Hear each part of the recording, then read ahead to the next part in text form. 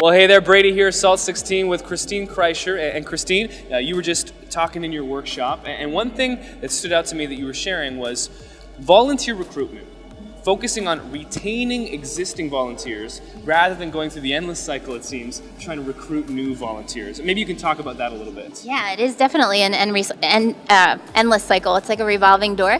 People are just coming in and coming out, and it's exhausting. And I just think, I've been in business myself for many, many years, almost my entire life. And one thing that I learned in retail is that it takes a lot more money, resources, energy to get a new customer than it does to just keep the ones you have, to value the ones that you have. And so that same thing applies when working with volunteers.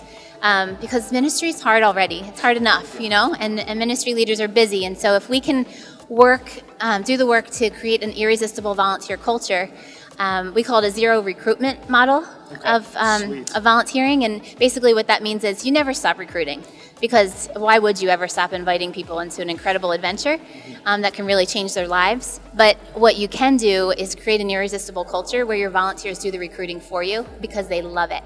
And where it's so sticky that not only are your volunteers recruiting for you, but leaders are being developed in that process. And that makes ministry leaders' jobs a whole lot easier.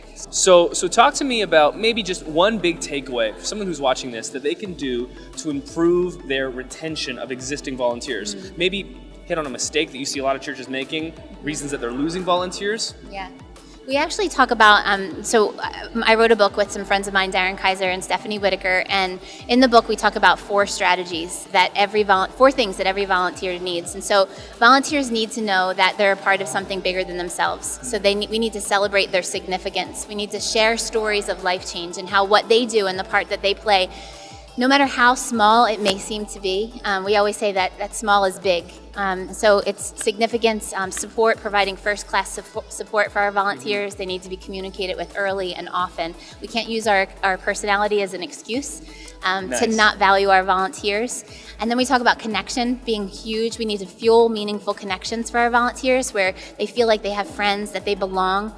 Because volunteers will put up with our inadequacies and they'll put up with our dysfunction as leaders if they have friends. It's the thing that really is the glue that makes them stick. And then we need to empower their passions. So we need to cut the red tape. We need to make sure that volunteers have what they need, and then that we're pouring into their lives, and we're making them better at life. We're making them better Christ followers. We're making them better moms and dads, spouses, business owners, employees. That everything we do, we're actually addressing their head, their heart, and their hands.